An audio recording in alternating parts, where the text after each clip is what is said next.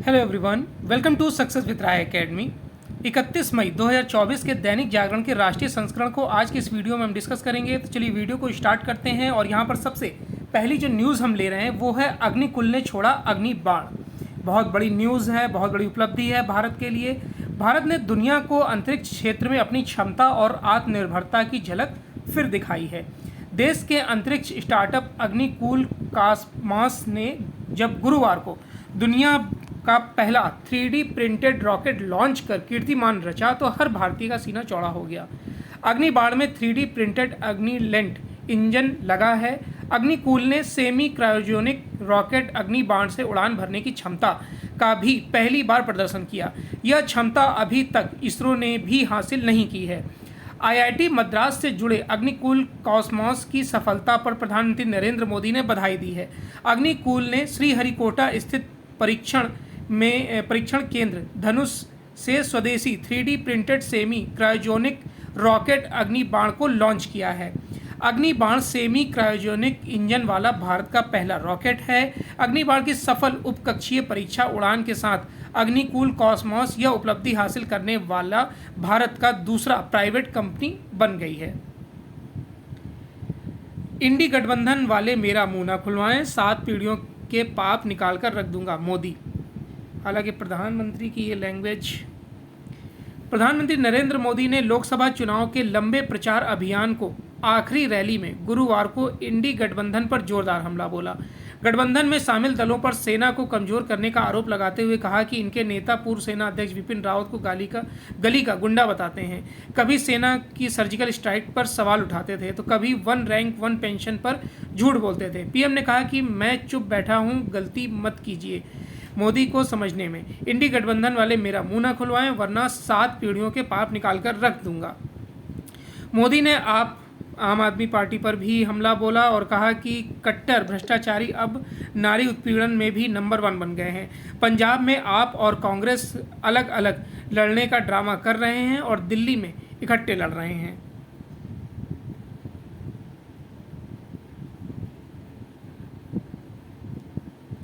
MSP ने लागत पर 50% का न्यूनतम मुनाफा सुनिश्चित किया।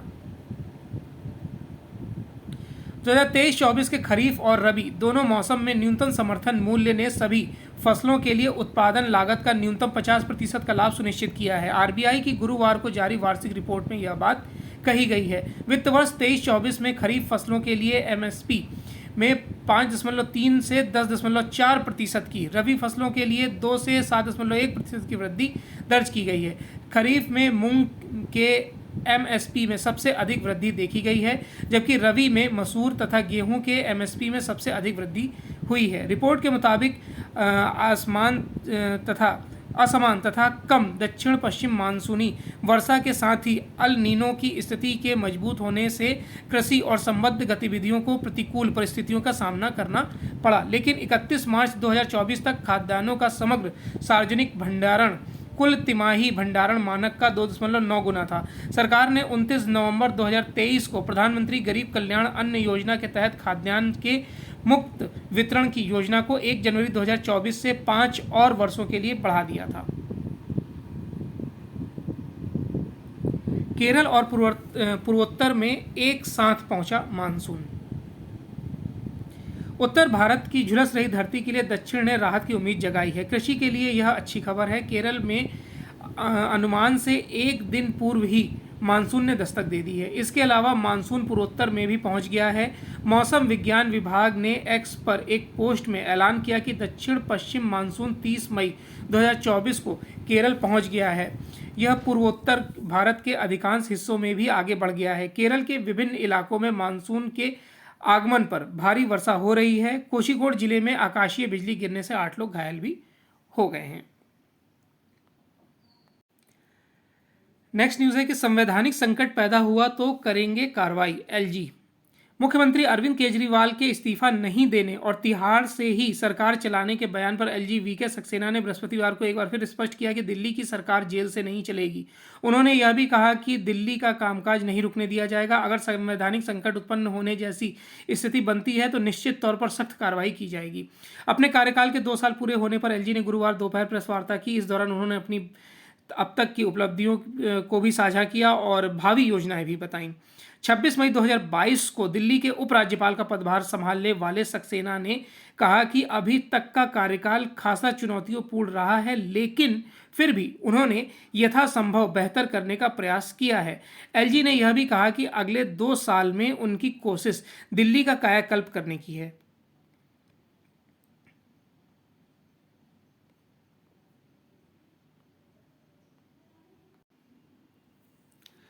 बदला नजर आ रहा पाकिस्तान का नजरिया, विदेश मंत्रालय। क्या जून में भारत में नई सरकार गठित होने के बाद पड़ोसी देश पाकिस्तान के साथ रिश्तों को सुधारने को लेकर कुछ प्रयास हो सकते हैं? यह सवाल इसलिए उठा क्योंकि एक दिन पहले पाकिस्तान के पूर्व प्रधानमंत्री नवाज शरीफ ने स्वीकार किया कि वर्ष 1999 में भारत के साथ शांति समझौता तोड़ना पाकिस्तान की गलती रही है। अब भारत ने इस वास्तविकता पर आधारित नजरिया करार दिया है। पाकिस्तान में नई सरकार गठित हुई है और अब भारत में भी अगले महीने नई सरकार का कार्यकाल शुरू हो जाएगा। ऐसे में दोनों तरफ से आ रही प्रतिक्रिया भविष्य के रिश्तों में सुधार की नई कोशिशों की तरफ संकेत कर रही है। विदेश मंत्रालय के प्रवक्ता रणधीर जायसवाल से जब नवाज शरीफ की टिप्पणी के बारे में पूछा गया तो उनका जवाब था कि इस मुद्दे पर आपको हमारी राय मालूम है। हम देख रहे हैं कि पाकिस्तान में भी वास्तविकता पर आधारित नज़रिया सामने आ रहा है।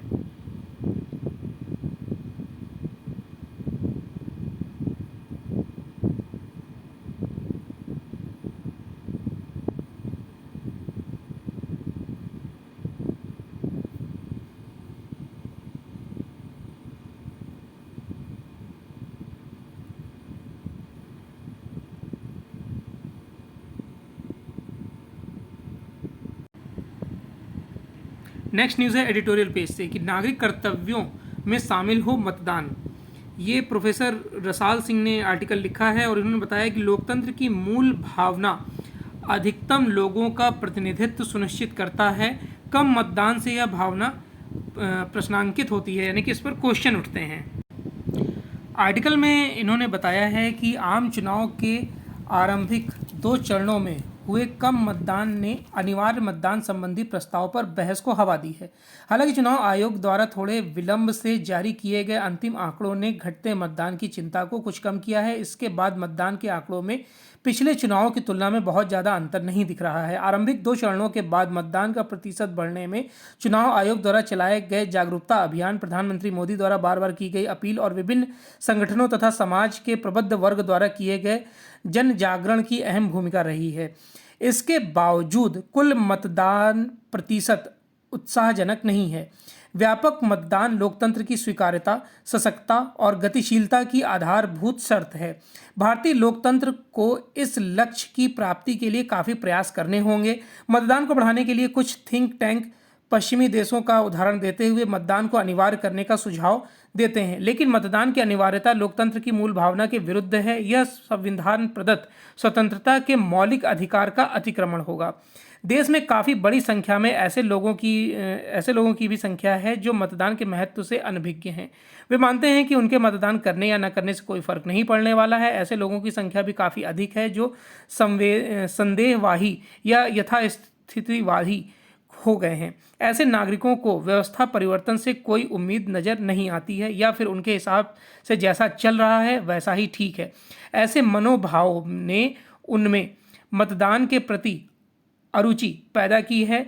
यह दृष्टिकोण नकारात्मक है क्योंकि सभी दलों और नेताओं को एक समान नहीं माना जा सकता है। फिर भी इसका दारोमदार नेताओं और राजनीतिक दलों पर ही है कि आखिर ऐसी धारणा बनती ही क्यों है। इसलिए उन्हें आत्ममंथन करना चाहिए। मौसम की मार से भी मतदान प्रभावित होता है। गर्मियों के महीने में चिलचिलाती धूप और चढ़ते पारे के कहर ने भी मतदान को प्रभावित किया है। यह भी सही है कि देश में पहली बार इस मौसम में चुनाव नहीं हो रहे हैं, फिर भी इसका असर तो पड़ता ही है। ऐसे में चुनाव के लिए एक उपयुक्त मौसम चिन्हित करना होगा, लेकिन भारत की विविधता को देखते हुए यह अपने आप में एक बड़ी चुनौती है। पिछले दिनों केंद्र सरकार ने चुनाव सुधार की दिशा में एक निर्णायक पहल करते हुए मतदान पहचान पत्र को आधार कार्ड से जोड़ने, पंचायत निकाय चुनाव और विधानसभा लोकसभा चुनाव को मतदान सूचियों को एक करने जैसे महत्वपूर्ण कार्य किए हैं। मतदान बढ़ाने की दिशा में प्राथमिकता के आधार पर प्रयासों की आवश्यकता है। मतदान लोकतांत्रिक प्रक्रिया का मूल आधार है। यह लोकतांत्रिक प्रक्रिया में नागरिकों के दृढ़ विश्वास और गहरी आस्था का परिचायक है। इस भाव के अभाव में लोकतंत्र ना तो सुरक्षित रह सकता है और ना ही परिपक्व और विकसित हो सकता है। लोकतंत्र की मूल भावना अधिकतम लोगों का प्रतिनिधित्व सुनिश्चित करना है। कम मतदान से लोकतंत्र की यह मूल भावना प्रश्नांकित होती है। नेक्स्ट आर्टिकल है महंगे होते चुनाव से मिले मुक्ति। देखिए, चुनाव प्रचार और इन सब में जितना खर्च वगैरह होता है प्रत्याशी का, उसके बारे में यहाँ पर बताया गया है, जो हमारे लिए इम्पोर्टेंट नहीं है, इसको स्किप करेंगे। बिजनेस पेज पर पहली न्यूज़ है कि अगले दशक में तेज विकास की जमीन तैयार। भारत अगले एक दशक तक तेज आर्थिक विकास दर हासिल करने की स्थिति में है। बैंकों और कॉरपोरेट जगत की बेहद मजबूत स्थिति, सरकारी खर्चे की गुणवत्ता को सुधारने की कोशिशें, विवेकपूर्ण मौद्रिक व राजकोषीय नीतियों के साथ ही महंगाई में नरमी की वजह से मजबूत इकोनॉमी की जमीन तैयार हो चुकी है। ऐसे में श्रम में योगदान करने वाले उम्र वर्ग के लोगों की बड़ी आबादी और प्रतिस्पर्धा होने का फ़ायदा उठाते हुए भारत एक दशक तक तेज आर्थिक विकास की अपनी आकांक्षाओं को पूरा कर सकता है। यह बात गुरुवार को जारी हुई आरबीआई की सालाना रिपोर्ट 2023-24 में कही गई है। रिपोर्ट में यह भी कहा गया है कि पिछले वर्ष के दौरान बेहद अस्थिर वैश्विक हालात में भारत की इकोनॉमी ने स्थिरता व मजबूती दिखाई है। रिपोर्ट में भारत ने पिछले वित्त वर्ष के दौरान वैश्विक अस्थिरता के बावजूद जिस तरह से लगातार 7% से ज़्यादा की तेज विकास दर हासिल की है, उसको एक बड़ा संकेत माना गया है।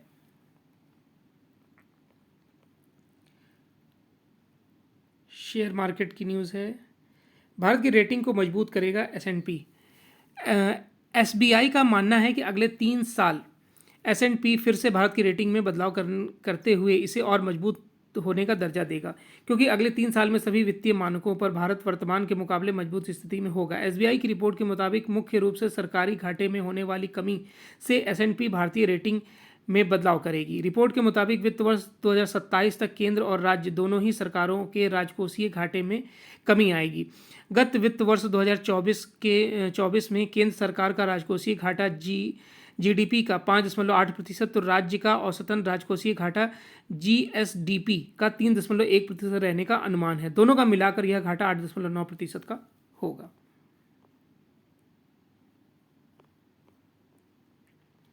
बिजनेस इंटरनेशनल पेज पर आते हैं। तीनों देशों ने जताई G7 में मोदी से मुलाकात की इच्छा।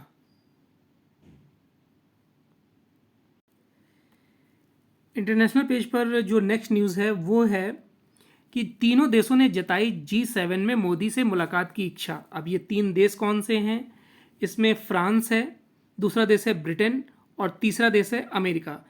राष्ट्रपति जो बाइडेन और ब्रिटेन के प्रधानमंत्री ऋषि सुनक और फ्रांस के राष्ट्रपति इमैनुअल मैक्रोन, इन तीनों ने इच्छा जताई है कि जो G7 का सम्मेलन होने वाला है उसमें प्रधानमंत्री नरेंद्र मोदी को बुलाया जाए, यानी कि अतिथि के तौर पर बुलाया जाए। आपको याद होगा कि जो 26 जनवरी 2024 का गणतंत्र दिवस समारोह था, उसमें फ्रांस के राष्ट्रपति इमैनुअल मैक्रोन को मुख्य अतिथि के तौर पर आमंत्रित किया गया था। पहले जो बाइडेन को बुलाया जाना था, लेकिन उनकी व्यस्तताओं के चलते उनको नहीं बुलाया गया था। उसके बाद फ्रांस के राष्ट्रपति इमैनुअल मैक्रोन को भारत बुलाया गया था और वो आए भी थे अतिथि बनकर। उसके बाद इन तीनों देशों ने एक प्रतिबद्धता जताई है, एक आप कह सकते हैं कि मित्रता वाली प्रतिबद्धता जताई है कि जिसमें कि मोदी को जी सम्मेलन के लिए बुलाया जाए। अगले हफ्ते यानी कि मंगलवार 4 जून को आम चुनाव के परिणाम आने वाले हैं, लेकिन कम से कम 3 बड़े देश ऐसे हैं जिनको इस बात की संभावना नजर आ रही है कि चुनाव परिणाम भाजपा के पक्ष में ही होने वाले हैं।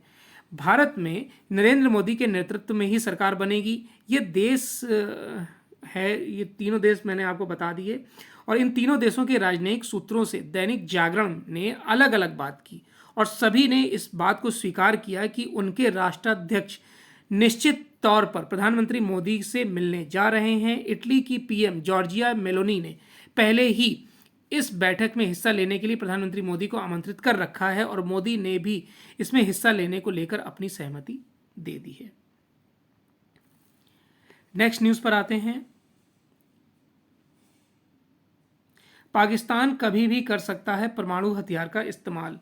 पाकिस्तान परमाणु हथियार के इस्तेमाल के मामले में नो फर्स्ट जोन यानी कि पहले इस्तेमाल ना करना, नो फर्स्ट यूज़ की नीति का पालन नहीं करता है। देश के परमाणु हथियार प्रतिरोधक क्षमता के विकास के लिए और दुश्मन की ओर से खतरे को देखते हुए उनका इस्तेमाल किया जाएगा। यह बात पाकिस्तान की नेशनल कमांड अथॉरिटी के सलाहकार और सेवानिवृत्त लेफ्टिनेंट जनरल खालिद अहमद किदवई ने की है। इसमें इन्होंने बताया है कि पाकिस्तान परमाणु संपन्न राष्ट्र है, लेकिन उसको किसी अन्य राष्ट्रों से डरने की ज़रूरत नहीं है और वो पाकिस्तान के पिछले रवैयों को भी, यानी कि पिछला जो उसका इतिहास रहा है उसको उन्होंने टारगेट किया कि पाकिस्तान की स्थिति को पहले के आंकड़ों से ना कंपेयर किया जाए, क्योंकि भारत की तरफ से भी ऐसे उदाहरण पेश किए जाते हैं कि भारत परमाणु संपन्न राष्ट्र है और ऐसा बताया जाता है। तो इसको लेकर इन्होंने ये बात बोली है।